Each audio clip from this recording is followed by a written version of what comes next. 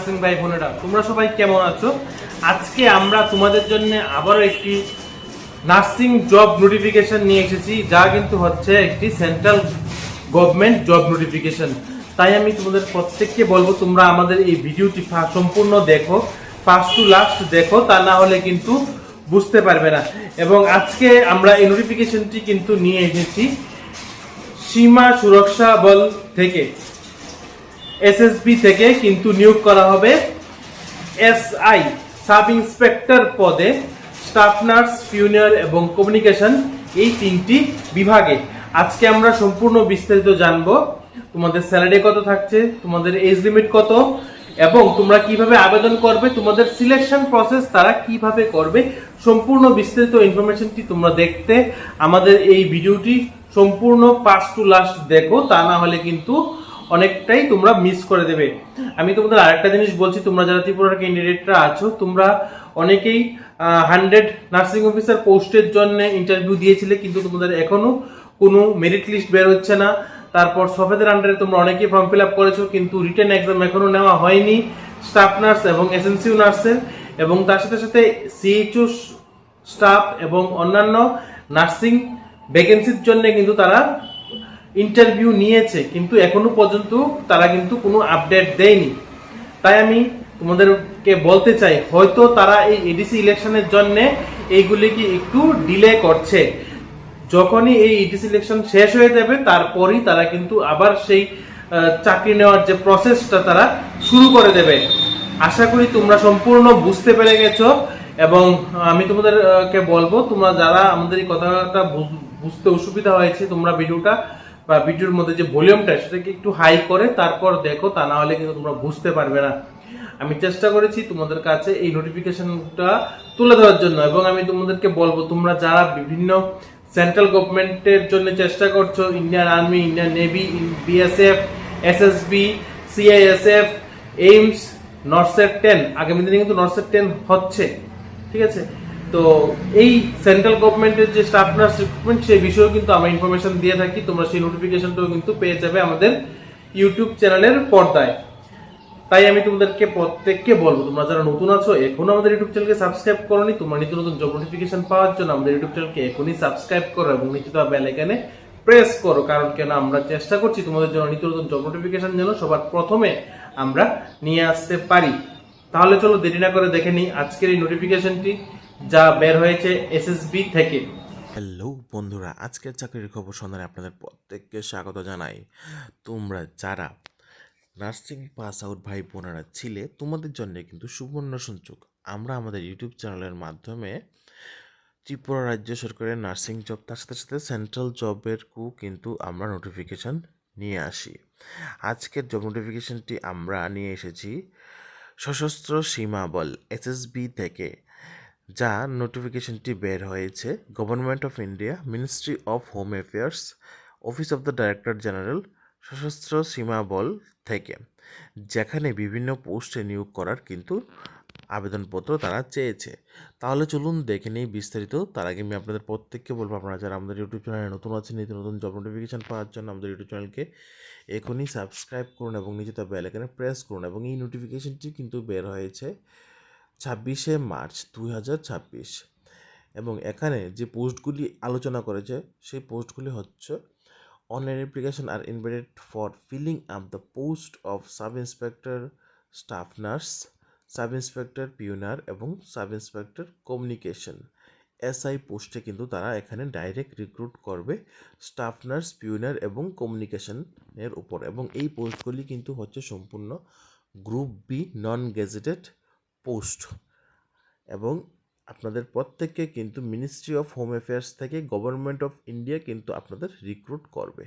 তাহলে আপনারা বুঝতে পারছেন আপনাদের স্যালারি স্ট্রাকচার কীরকম থাকবে। আপনাদের প্রত্যেককে কিন্তু 7 পে অনুসারে আপনাদেরকে স্যালারি দেওয়া হবে, এবং এখানে আপনাদের প্রত্যেকের কিন্তু ইন্ডিয়ার সিটিজেন হতে হবে, ঠিক আছে? এবং তা কিন্তু প্রমাণসহ কিন্তু আপনাদের দেখাতে হবে ইন্টারভিউর মধ্যে। তারপর এখন আসছি আপনাদের এখানে রিক্রুট করার ক্যাটাগরি। এখানে সাব ইন্সপেক্টর পদে নিয়োগ করা হবে স্টাফ নার্স। এখানে টোটাল হচ্ছে 10 জনকে নিয়োগ করা হবে। 10 জনের মধ্যে 7জন থাকবে ইউআর, ওবিসি হচ্ছে একজন, এসসি হচ্ছে একজন এবং এসটি থাকবে একজন। তারপর সাব ইন্সপেক্টর পিউনার, এখানে টোটাল 21 জন নিয়োগ করা হবে এবং এই 21 জনের মধ্যে 12 জন হচ্ছে ইউআর, ইডাব্লিউএস হচ্ছে একজন, ওবিসি হচ্ছে 3 জন, এসসি হচ্ছে 3 জন, এসটি হচ্ছে 2 জন। এবং সাব ইন্সপেক্টর কমিউনিকেশন এখানে নিয়োগ করা হবে টোটাল 20 জন। 20 জনের মধ্যে ইউআর হচ্ছে 9 জন, ইডাব্লিউএস একজন, ওবিসি 5 জন, এসসি 5 জন। ঠিক আছে, তাহলে এখানে গ্র্যান্ড টোটাল ইউআর 28 জন নিয়োগ করা হচ্ছে, ইডাব্লিউএস 2 জন এবং ওবিসি 9 জন, এসসি 9 জন এবং এসটি টোটাল এখানে নিয়োগ করা হবে 3 জন। এবং এখানে কিন্তু 33% সংরক্ষণ থাকবে ফিমেল ক্যাটাগরি ক্যান্ডিডেটদের জন্যে। এবং এখানে আপনারা যারাই আবেদন করতে ইচ্ছুক আপনারা কিন্তু অতি সত্বর আবেদন করে নেবেন। চলুন এখন আসছে আপনাদের স্যালারি কত হতে হবে। এখানে কিন্তু আপনাদের স্যালারি থাকছে স্টাফ নার্সদের জন্যে এবং পিউনার এবং কমিউনিকেশনদের জন্য প্রত্যেকের জন্য থাকছে লেভেল 6 35,400 থেকে 1,12,400 পর্যন্ত। আশা করি আপনারা সবাই বুঝতে পেরে গেছেন। 35,400 থেকে 1,12,400 পর্যন্ত। এখন আসছি আপনাদের এজ লিমিট কত থাকতে হবে। এখানে এজ লিমিট হচ্ছে আপ টু 30 ইয়ার্স। ঠিক আছে, আপনারা যারা এখানে আবেদন করতে ইচ্ছুক আপনাদের বয়সীমা যদি 30 বছরের মধ্যে যদি আপনারা হয়ে থাকেন আপনারা কিন্তু এখানে আবেদন করতে পারবেন। চলুন একটু দেখে নিই বিস্তারিত। শুধুমাত্র তাই নয়, এখানে আপনাদের কিন্তু এজ রিল্যাক্সেশনও কিন্তু অ্যাভেলেবেল আছে। ঠিক আছে, এজ রিল্যাক্সেশন অ্যাভেলেবেল আছে। তারপর আরেকটা জিনিস বলবো, আপনারা যারা এখানে আবেদন করবেন আপনাদের এডুকেশনাল কোয়ালিফিকেশন এবং এক্সপিরিয়েন্স কী থাকতে হবে, চলুন বিস্তারিত এই জিনিসটা দেখে নিই। সাব ইন্সপেক্টরদের জন্য যারা স্টাফ নার্স পদে আপনারা আবেদন করবেন আপনাদের কিন্তু অবশ্যই 12 পাস সাথে জিএনএম কোয়ালিফাইড হতে হবে। তারপর যদি আপনারা পোস্ট বেসিক অথবা বিএসসি নার্সিং পাস আউট হয়ে থাকেন বা এমএসসি নার্সিং পাস আউট হয়ে থাকেন আপনারা তো পারবেনই।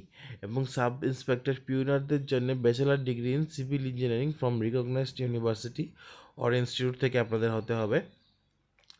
তারপর সাব ইন্সপেক্টর কমিউনিকেশনের জন্য আপনাদের bachelor degree in electronics and communication অথবা কম্পিউটার সায়েন্স অথবা ইনফরমেশন টেকনোলজি থেকে আপনাদের হতে হবে, অথবা engineering or science with physics chemistry and mathematics from recognize university থেকে কিন্তু আপনাদের হতে হবে আপনারা যারা সাব ইন্সপেক্টর কমিউনিকেশন এই পোস্টের জন্য আবেদন করবেন।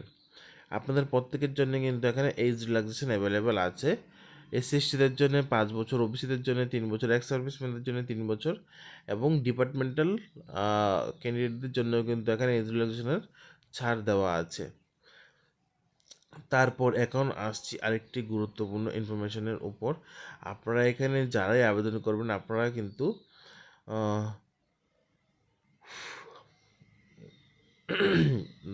একটু বলছি নোটিফিকেশনটা আমি একটু দেখে নিই, কারণ কেন এখানে পুরো গেজাবেজি করে দেওয়া আছে। আপনারা এখন আসছে আপনারা কীভাবে আবেদন করবেন। আপনারা কিন্তু এখানে পার্ট 1 হচ্ছে post candidate will have to fill the post name for the which he or she want to apply। আপনাদের কিন্তু পোস্ট এখানে অ্যাপ্লাই থাকতে হবে। এখানে candidate are advise to through the institutions and detailed advertisement available on SSB recruitment. আপনারা এখানে সম্পূর্ণ নোটিফিকেশনটি দেখার জন্য কিন্তু https://recruitment.ssb.gov.in এই ওয়েবসাইটের মধ্যে গিয়ে দেখতে পারেন এবং before the feeling up the application form এবং অ্যাপ্লিকেশন ফর্ম ফিল আপ করার আগে আপনাদের কিন্তু এই জেনারেল ইনস্ট্রাকশনগুলি আপনাদের দেখে নিতে হবে। এখানে কি কি মেনশন করা আছে এবং অ্যাপ্লিকেশনটা ফর্ম ফিল আপ করার সময় আপনাদের কোন কোন জিনিসগুলি দেখতে হবে বা আপনারা কীভাবে ফর্ম ফিল আপ করবেন। এখানে দুই সাইডেই কিন্তু কলাম অনুসারে তারা দিয়ে রেখেছে। আশা করি আপনাদের বুঝতে কোনো কিছু অসুবিধা হবে না। আমরা চেষ্টা করছি আপনাদের সামনে খুব সুন্দরভাবে তুলে ধরার। তারপর এখানে আপনারা ফটো কীভাবে আপলোড করবেন, সিগনেচার কীভাবে আপলোড করবেন সম্পূর্ণ বিস্তারিত দেওয়া আছে। এবং আরেকটা জিনিস আমি বলছি,